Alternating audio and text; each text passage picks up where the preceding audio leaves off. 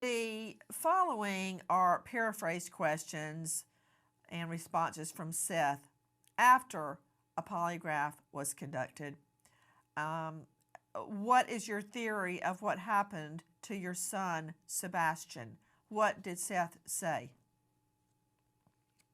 He explained to me that Sebastian was routinely taking a sleep aid, and he believes that Sebastian probably wouldn't go to sleep. So his mom, Katie, overdosed him and caused his death. That's what he told me. Again, no one has been named as a person of interest, a suspect, or a defendant in this case. Did you ask Seth, what did Katie tell you happened to Sebastian? I did. What was his response? He stated that Katie told him that she and Sebastian had a wonderful day. They came home, they went to bed. At approximately 6 o'clock a.m. the next morning, she discovered he was gone. She looked through the house, walked all around outside and hollered his name. She went to his school, drove all around there, but couldn't find him, and then she returned home. Did you ask him whether he had proof Chris Proudfoot was out of town? I did ask him that question. He said he does not have any proof of that. Did you ask him whether Sebastian ever revealed why he did not want to go back to his mother's home? I did ask him if Sebastian told him that he did not, or why he did not want to go. I'm sorry. I did ask him, did Sebastian tell you why he did not want to go back to his mom's house? And he answered, no, he did not tell him. Did you ask Seth whether Chris and Katie Proudfoot's stories were consistent? I asked him if Chris and Katie had told some inconsistent stories about what had happened, and he said yes, in his opinion, they had told several stories that seemed to be inconsistent. Did you ask whether Katie Proudfoot worked for a security company? I did.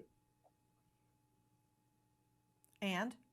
He told me that she worked and probably still works for Brinks Home Security.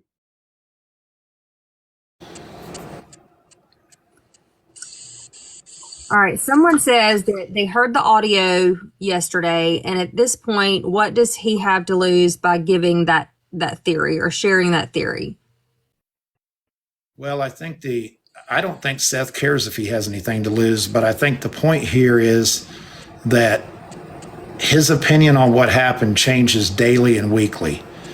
And I don't think that he feels like that's what happened anymore. And I talked to him just before I got on the call, and I said, is it fair for me to say that that's not your opinion of what happened anymore? And I said, can I have your permission to say that?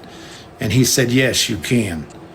So, if that's the way he feels today, then, that's big time news. If it's not the way he feels today and you're dragging up, skeletons out of the closet from a month ago, it doesn't do anything but turn it into a catastrophe again. Exactly. And I think that's what people need to understand is it happened a month ago. Right. And so much more has transpired since a month ago. So why even bring it up?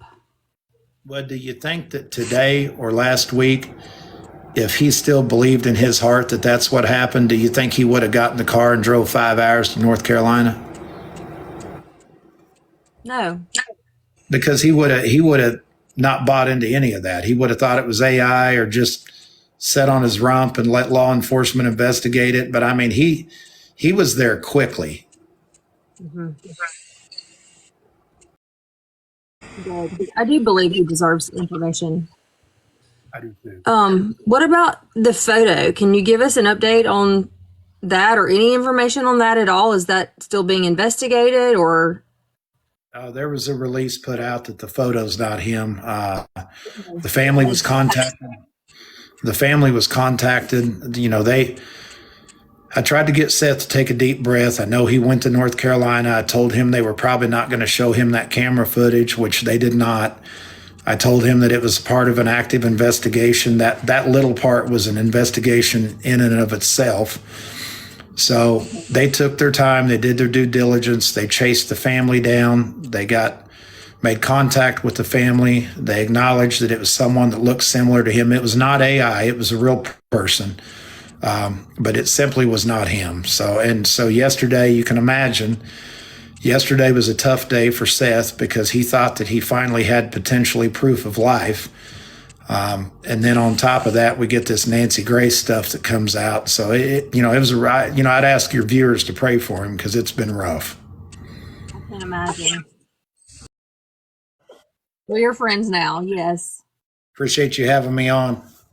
Absolutely. I appreciate you wanting to come share. So this information came out tonight?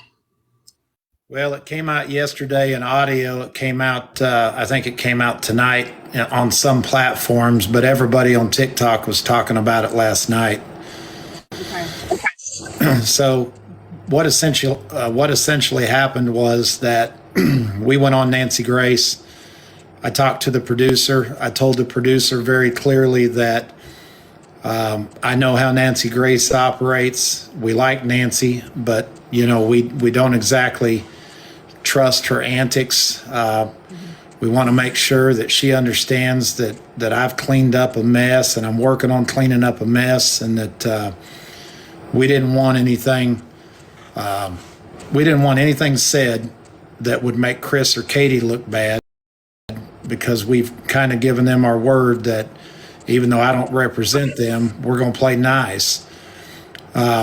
So I talked to Holden, one of the producers. I talked to him 2 different times. He assured me that he had told Nancy what the plan was and what was off limits. The interview went great until they got to the point they were talking to Kendall, the polygrapher, and he was talking about the polygraph that Seth passed, no deceit, nothing like that. Everything was positive. Got into talking about some of the questions that he had asked Seth. One of those questions was, what do you think happened to Sebastian?